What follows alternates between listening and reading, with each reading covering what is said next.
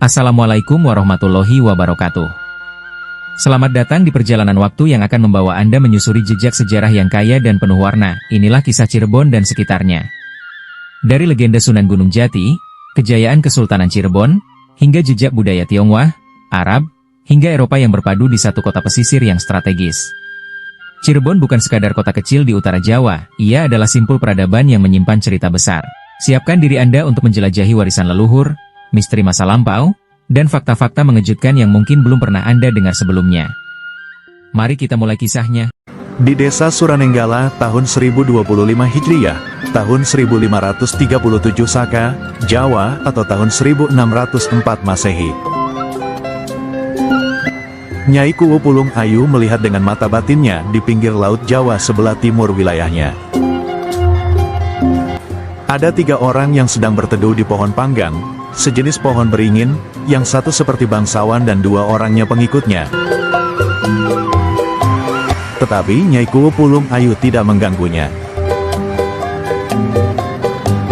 Nyai Kuwu Pulung Ayu membiarkan ketiga orang tersebut sedang berteduh di pohon panggang, sejenis pohon beringin, di penanggul sungai Adi Jaladri.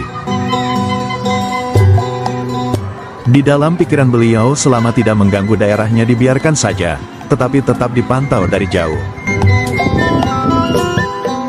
Singkat Cinarita, ketiga orang tersebut bernama Raden Johar selaku majikannya, dan kedua orang tadi selaku pengasuhnya bernama Rohman dan Rohim. Raden Johar ingin bertapa di bawah pohon panggang, sejenis pohon beringin. Singkat Cinarita, setelah menjalani bertapa di bawah pohon panggang selama 41 hari. Selama betapa Raden Johar setiap malam mencari pohon jati untuk membuat duan, bendungan. Menghindari air laut tidak masuk ke persawahan. Raden Johar pitutur kepada kedua ponggawanya, Ki Rohman dan Ki Rohim. Panjenengan kangge saksi, tempat yang didiami untuk bertapa ini, saya beri nama Lebak Bajang dan akan berganti nama, namaku Raden Surakaca. Lanjutnya, serta kubuatkan untuk membelokkan aliran air yang ada di sungai Adi Jaladri, agar bisa mengairi ke persawahan punya rakyat daerah ini. Ku beri nama Duan Si Kaca, ungkapnya. Raden Surakaca alias Raden Johar memberi titah kepada kedua pamongannya. Disuruh minta nasi, untuk buka tirakatnya, bertapa.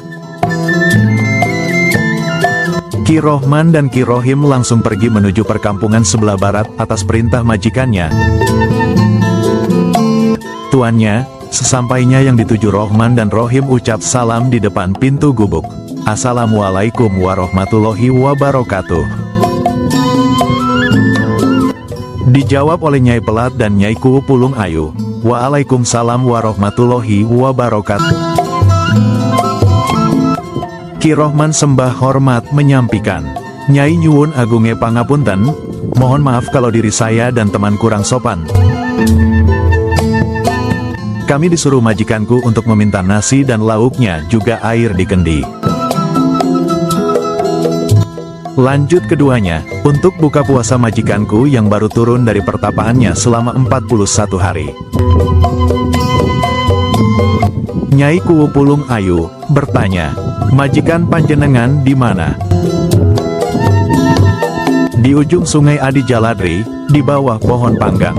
Sudah diberi nama oleh majikanku, tempat yang didiami namanya, Lebak Bajang. Juga nama majikan berganti tadi namanya Raden Johar, sekarang namanya Raden Surakaca. Beliau selama bertapa membuat duan, bendungan, dengan tujuan agar air laut tidak masuk ke area persawahan punya rakyat daerah sini. Duan, bendungan, tersebut diberi nama, Duan Si Kaca. Setelah ngobrol lama, kemudian Nyai Kuwu Pulung Ayu sendiri yang melayani permintaan kedua tamunya. Nyai Kuwu Pulung Ayu membungkus nasi, lauk dan sayur kering, rujak, dibungkus terpisah-pisah, dan air 2 kendi. Singkatnya Cinarita, di perjalanan menuju tempat majikannya, Rohman dan Rohim merasa lapar. Jadi keduanya saling setuju memakan pemberian Nyai Kuwu Pulung Ayu di tengah perjalanan. Setelah keduanya sudah merasa kenyang lalu dibungkus lagi. Tetapi berubah bungkusannya menjadi satu bungkus, yaitu nasi, lauk dan sayur kering, rujak, bercampur jadi satu bungkus. Raden Surakaca alias Raden Johar melihat dari mata batinnya mengetahui bahwa pemberian dari orang yang memberi itu jumlahnya 3 bungkus. Menjadi satu bungkus dari setengah masing sisahan dari 3 bungkus. Rohman dan Rohim setelah sampai, keduanya mengucap Assalamualaikum warahmatullahi wabarakatuh Raden. Dijawab oleh Raden Johar, Waalaikumsalam warahmatullahi wabarakatuh. Bungkusan tersebut dikasihkan kepada Raden Johar. Keduanya menjauh dari tempat itu. Raden Johar membuka bungkusan tadi. Melihat isi sudah bercampur menjadi satu. Kemudian dimasukkan ke tempat bajunya, agar tidak kelihatan oleh kedua pawongannya.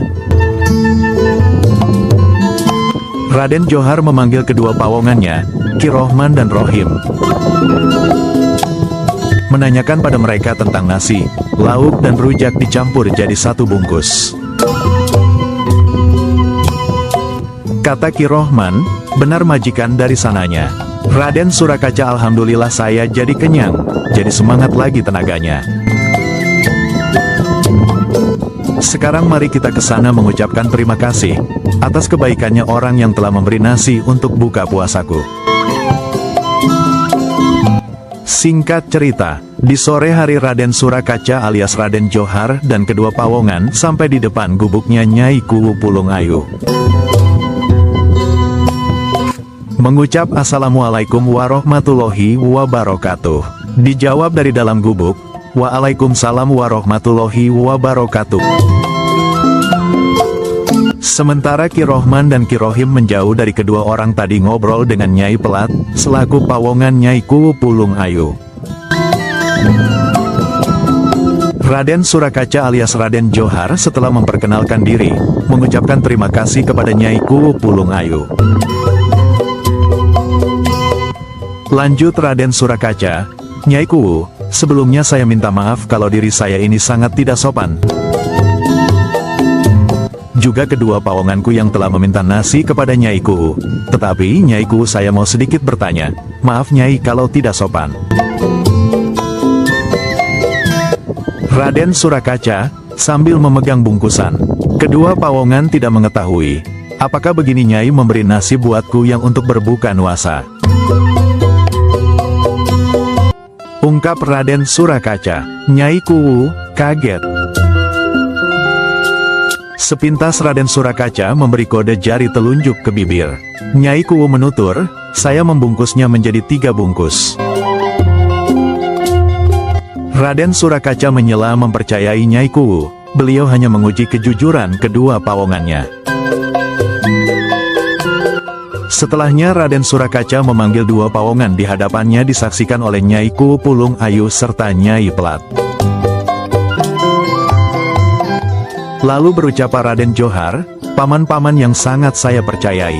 Papan sudah tahunan mengikuti saya. Tetapi panjenengan berdua kenapa hari ini paman berdua kompak berbohong dan sudah menjelekkan orang yang sudah memberi nasi untuk saya? Lanjutnya, paman berdua seperti bangsa siluman, yang suka berbohong. Saat itu pula kedua pawongan langsung berubah menjadi wujud siluman bermuka jelek. Dan keduanya menangis minta ampun sama Raden yang ucapannya seperti Sabdo Pandita Ratu, langsung terbukti.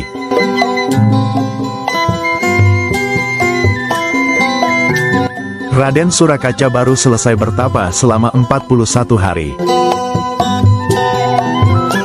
Singkat Cinarita, setelah itu Ki Rohman mengucapkan, Raden, saya menerima yang sudah terjadi, tetapi saya mohon di tempat untuk kehidupanku. Raden Surakaca menjawab, Paman Rohman panjenengan saya namai Ki Griwis. Tempat panjenengan di sebelah selatannya saya bertapa, ada gundukan tanah, yang growong, itu namanya Gunung Serandi, yang sekarang terkenal namanya Growokan.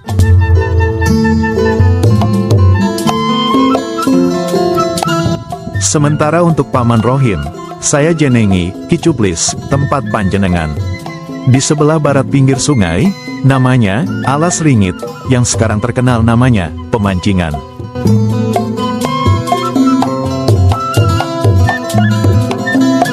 Keduanya pergi menuju tempat masing-masing. Singkat cinarita, Raden Surakaca alias Raden Johar, mohon direstui tentang keniatan dirinya akan menetap di daerah desa Suranenggala ini, juga akan membuat gubuk untuk tempat istirahatnya. Di sebelah selatan pinggir sungai Adi Jaladri kepada Nyai Kuwu Pulung Ayu. Nyai Kuwu Pulung Ayu sangat senang sekali Raden Surakaca akan menetap di daerahnya. Ungkapan Nyai Kuwu Pulung Ayu, Raden saya restui dan saya izinkan Raden ingin menetap selamanya di desa Suranenggala ini. Saya pribadi sangat senang sekali Raden. Bersambung.